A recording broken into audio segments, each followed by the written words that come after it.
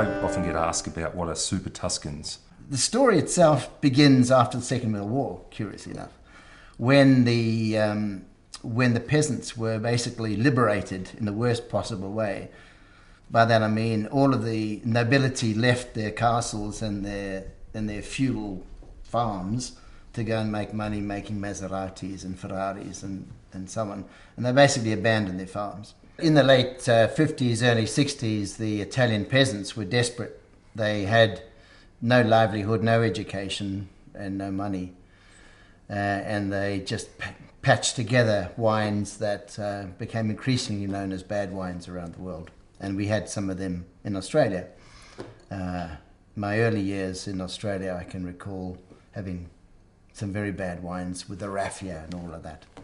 The Italian government, to their credit in the early 60s, decided that this could not continue. So they established the framework for an appellation system built on along the French lines. And they then carried out a massive analysis of all of the Italian vineyards, literally vineyard by vineyard, and captured all the information as to what actually was in the vineyards and what kind of wines they could put in an appellation. In their case, a DOC or an IGT, which is a table wine. So an appellation is like a scaling. Like a scaling, Like definitely. a scaling process of the top vineyards, top wines, down to maybe the village wines, something like that. Correct. And really it was very prescriptive. I mean, even to the point of how many vines per hectare and whether you could do this with it and what oak you used and how long it had to be in bottle before it was released and so on and so on. That's a huge effort. Well, to cut to the real story about Super Tuscan, this really annoyed a lot of Tuscan winemakers. I can imagine. And so as they became more confident in their own skills, they became more and more constrained by the government,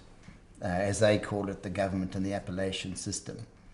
And so they rebelled.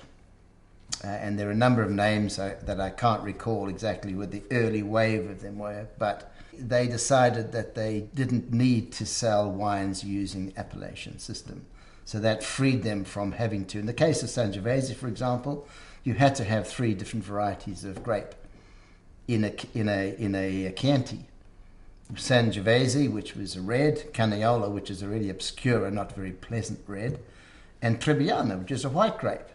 Now that was derived directly from an analysis of the vineyards because the coltoni, the peasants, just used to plant anything that they could find. And what they found were these 3 very strange varieties.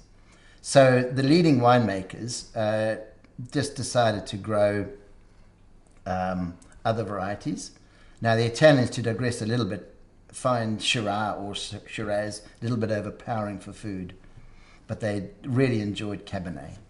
When Cabernet was, if you like, created in the 16th or 17th century, within 10 years it was in Italy because they really liked that dryiness of the Cabernet. There was then a squadron, if you like, a cadre of Italian winemakers that were making Italian varietal wines blended with French varieties. Merlot was used, Cabernet was used, Shiraz used not very often at all. And then the next stage of the story was a fellow called Robert Parker. Robert Parker, the well-known American wine critic, who is quite keen to stir things up. Has a massive following. There's a massive following. Travelled to that region of southwest, the Mudgee, southwest Tuscany, where a lot of these grapes were being grown and wines being made, and absolutely hung every superlative he could find on this particular wine style.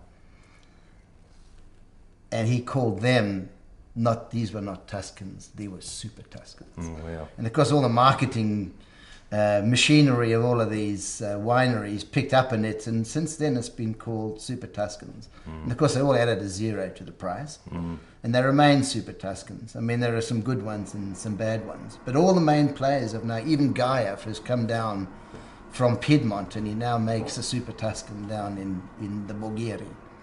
And now, if I might tell you, I actually make a Super Tuscan as well, which I call the Il Palio. And what varieties are in that? Sangiovese, Yep. Barbera, and Cabernet Sauvignon. Yeah, okay. Now, but each time I make it, I only make it every 3 years, I make it with something different.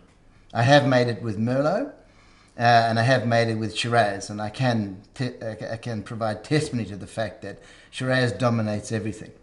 It's the most beautiful tasting grape and wine, but as a blender... It's not a very good blender, is it? No, it's not. It shoulders its way in. Exactly right, does, yeah. And what does Cabernet do for it? I mean, Cabernet to me is quite a highly structured red variety, so in small amounts it can be, quite good for structure and longevity. Would that be right? Exactly right. Yeah, it does give it that longevity. It gives that little bit more complexity. And it also gives me an entree to people who come into the winery and they don't see a single familiar variety. And they come in and they say, do you have a Cabernet? And I say, well, I have something with some Cabernet in it. See if you can spot it in this. And it actually does tend to calm them down. There is a lot of anxiety, or there can be anxiety, coming into a winery that has no familiar names to it. Yeah. Although Pinot Grigio has become familiar, Sangiovese a little bit less so, but all the rest of them, most people don't actually know what they are. Yeah, I mean that's the way the Australian industry has been. Yep. I mean we've all been about Chardonnay, we've been about Shiraz, we've been about Cabernet, Merlot, and really half a dozen varieties are familiar to people. So this new movement of Italian varieties and say Portuguese, Spanish varieties, this kind of thing, it's challenging, but it's exciting.